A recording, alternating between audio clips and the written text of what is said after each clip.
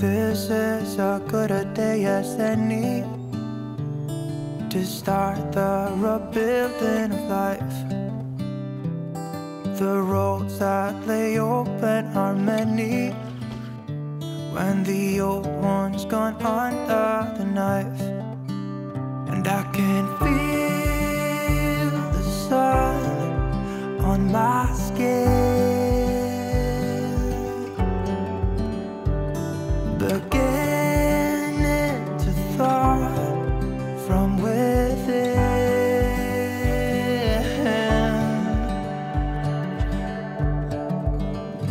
Today and not tomorrow, there's no time to borrow.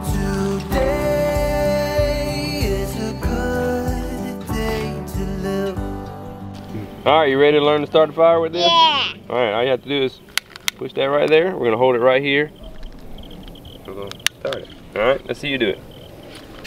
Go up to it. Yeah, push it. Turn, flip it back over. Push it. It's like a water gun. Is it too hard? Yeah. You gotta push it. Push it. Try it again.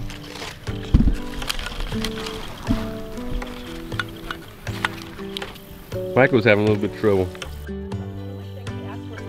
There we go. Just keep holding it. That's it. There you go. You did it? Oh, you did it that time. You did. You're doing it. You're doing it. Is that your first fire? Starting your first fire? Way to go. I don't go starting fires everywhere, all right? No.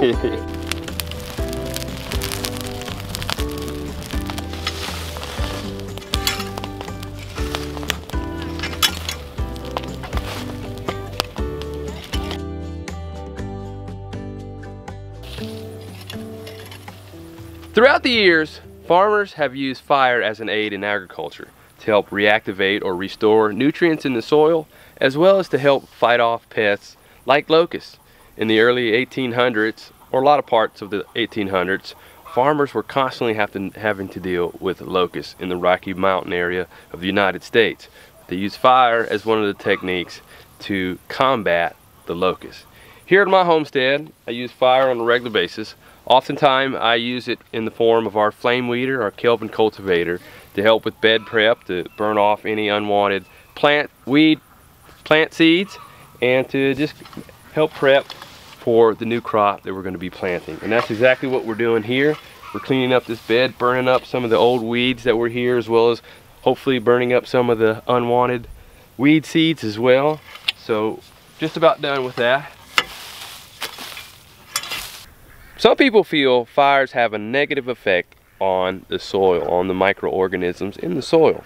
But studies have shown that this is actually not the case, that fire can be beneficial to the soil and doesn't negatively affect the living organisms in the soil.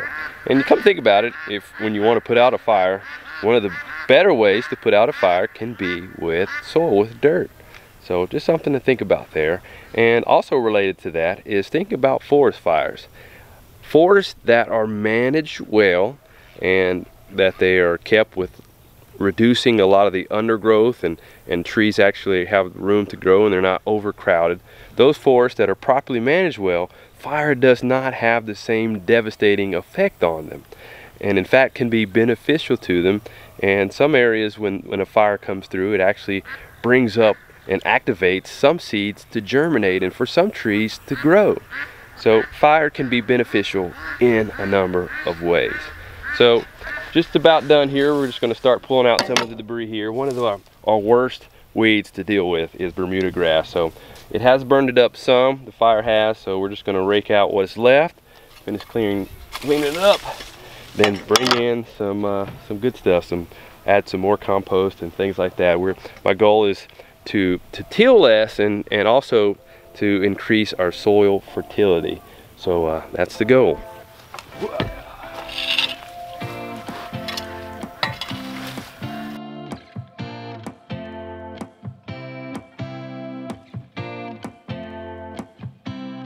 Most of our market garden beds are 30 inches wide by 50 foot in length, and they are broken off into sections of 4. So each section has 4 50-foot row beds, and I have found that each section of 4 beds requires about 40 to 50 pounds bags of organic fertilizer. This is a 5-4-3 all-purpose garden fertilizer, and I found that I go through mostly a whole bag per section.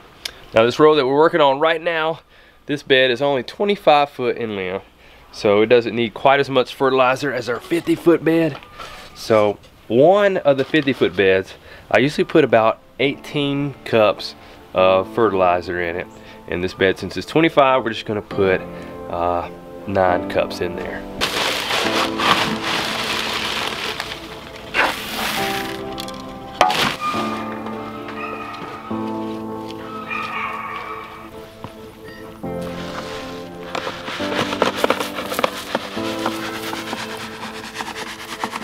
And speaking of fertilizer here, the fertilizer that I'm using is an organic one from chicken manure. And one of the things that I've been thinking of here recently is I've been asking myself, is my garden sustainable? And is annual gardening or market gardening in itself sustainable? And I've been coming to the conclusion right now that no, I don't think it is. The more that I learn, the more that I see that my garden, and any garden that is vegetable based, does require other inputs such as fertilizer from other sources. And currently right now, even though I have chickens, I still have to go out and get fertilizer. I do have the capability with chickens to get our own fertilizer with using the manure, and we're trying to do more than that, as well as with ducks. And as far as making compost with our chickens, which I'll go over that here in a minute. But no system in itself is sustainable. The garden cannot function all by itself, nor can the chickens function all by themselves, and nor can we, that we all require each other. And it's the system overall as a whole, encompassing the microsystems of the garden, of the animals, that they all are beneficial to each other. I get so worked up and irritated that people are just so adamant that raising cows and raising animals is not good for the environment, and I totally disagree with that. Now, raising them in a CAFO type environments where they are not living within the characteristics and able to live in nature, that's not sustainable. However, raising animals and growing plants within microsystems that are interlocking and working together, that's sustainable. That you need multiple systems of biodiversity for things to work. So just something I'm mindful thinking of right now as I've been doing this now for 6 years of just here on the homestead, but been gardening for 10+ years. But just stepping back and seeing and thinking about how each system needs another system to complement it, to work together. It's like a circle of life. Or biodiversified living organisms living synergistically within a permaculturally based system. That too. Well, speaking of compost, I'm heading up here and the kids are working on putting the compost together for me that the chickens have made for us. For some time now, I've had to purchase compost off the farm, but now with the aid of our co-workers, the chickens, they're actually helping us to produce compost for ourselves. All right, Selah, what you doing? I'm getting ready to fill up the lawn tractor tire with air. You are? That's the new mini air compressor that we got? Yep. Who'd we get that one from? A lady named Tana, and she also got us an egg basket. Yeah, we've had a number of opportunities to use this air compressor here, and Tana, we appreciate it so much that you got this for us. It has come in handy big time because we're constantly getting flat tires on our lawn tractor and on our gorilla cart. So, and speaking of that, back when I had my head injury, part of it was because of the flat tire on the grill of the cart. It was so flat, it was just really flat, and it was just really caving down so easily. And we didn't know that until we started using the compressor and filling the air up here, that it was super flat. So my weight being here in the corner on top of the tire being flat is kind of what caused me to go boom into the lawn tractor. All right, well, you can fill that back up and we can start moving that compost. You're doing a great job. You're able to do it all by yourself with that little air compressor there. Yep. All right, let's see you do it. Okay. So you take this off. What do you call it? A cap? Cap? Nah, I'm not sure. That works for me. Up there. And So just a reminder that you're looking for your PSI on each of your tires, because each tire is slightly different. So make sure you double check your tire right here and make sure it's the same PSI that you're getting ready to use on your air compressor there. So what's your PSI on the tire there? it is 14. Okay, so make sure you set your air compressor to 14. Hello. Okay. Hello, you back? Yeah. So you got 14 there? Yep. All right, plug it in.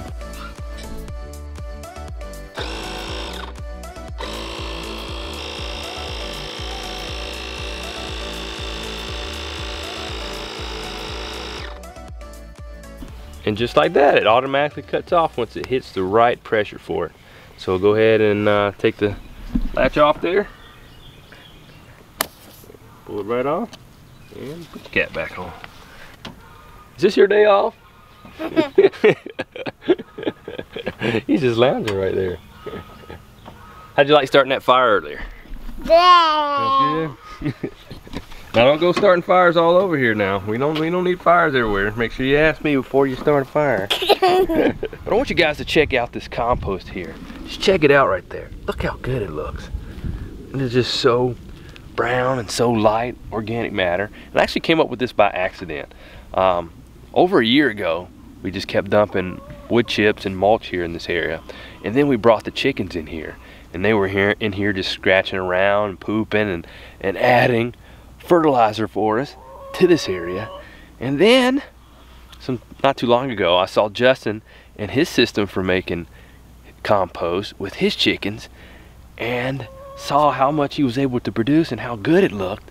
So once we moved the chickens out of here, I dug in here and started looking at this stuff, and I was like, whoa, that's some pretty good compost. We need to start using that.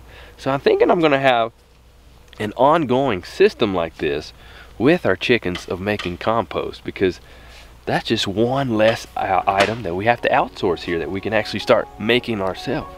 It has good organic matter in it and fertilizer, so I can get to the point where I don't have to buy outside fertilizer.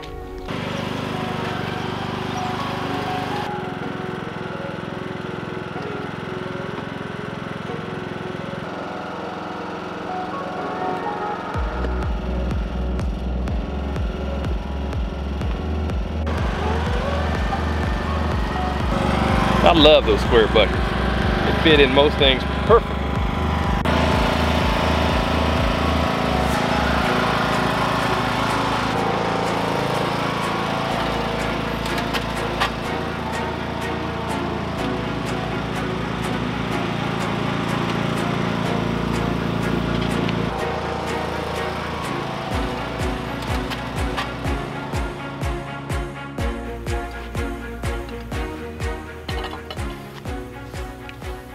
One of the things that I really enjoy about homesteading and farming is when you're doing it, it disconnects you from the artificial noises and distractions of life, but connects you to the sounds and patterns of real life.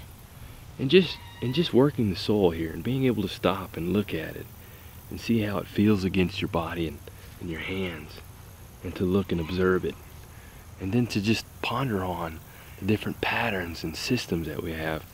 It's pretty amazing. I love it when I'm not in a rush of having to come out here and work on the homestead, because it really engages your mind and your soul. It really activates your mind and so much more. And it's like energizing to touch the soil and to do these type of activities. It's what we're meant to do. Here recently I had the opportunity to share a number of my thoughts and experiences through farming on the Thriving Farmers podcast. And if you haven't heard that podcast, you can check it out in the show notes below. But it's really nice to be able to, an honor to be on a podcast like that, and just to share some of the thoughts on farming and life and in general with others, and even on here with you guys as well, because I enjoy this life, and hopefully I inspire others to do the same in some capacity or another.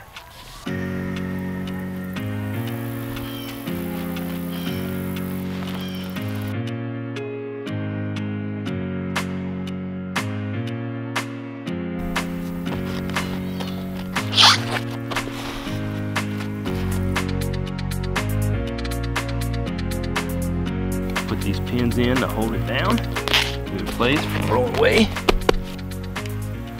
Alright, so we just put down our landscape fabric to help suppress the weeds around the plants that we're getting ready to transplant right in these holes right there.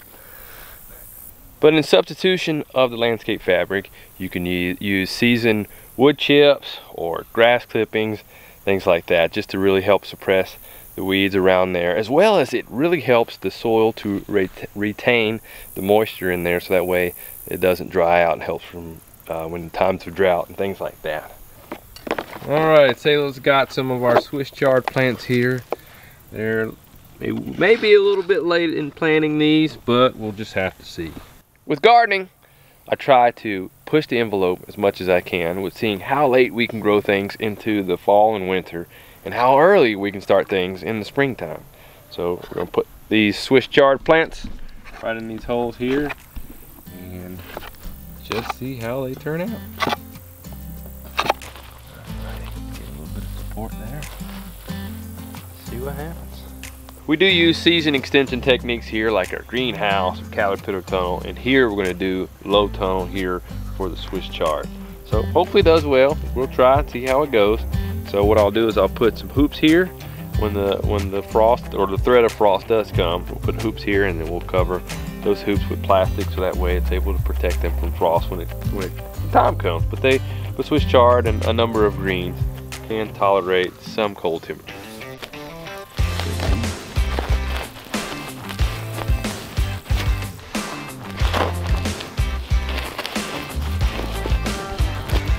Well, Selah and I need to get finished here because the days are getting shorter, which means less time to do the work and less time for our plants to grow. The days of maturity get longer and longer as the days get shorter and shorter. We still have so much to do before it gets cold. And right now, we have walnuts that are ready to be harvested as well. Our tree is right here where the kids are, pretty loaded with trees. So at this time of year, we encourage them to stay away from the walnut tree because they drop down and they're like bombs, and don't want anybody getting hit with that. It's like a baseball or something coming down out of the sky. Those things are pretty hard. So gotta make sure we harvest those, and we'll probably be wearing hard hats as we gather them from the ground.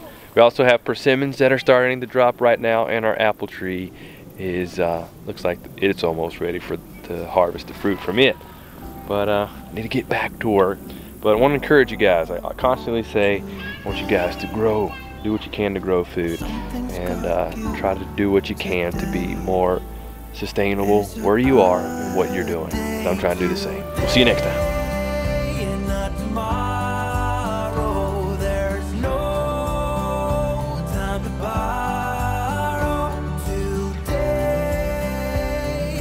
Something's gotta give today. It's a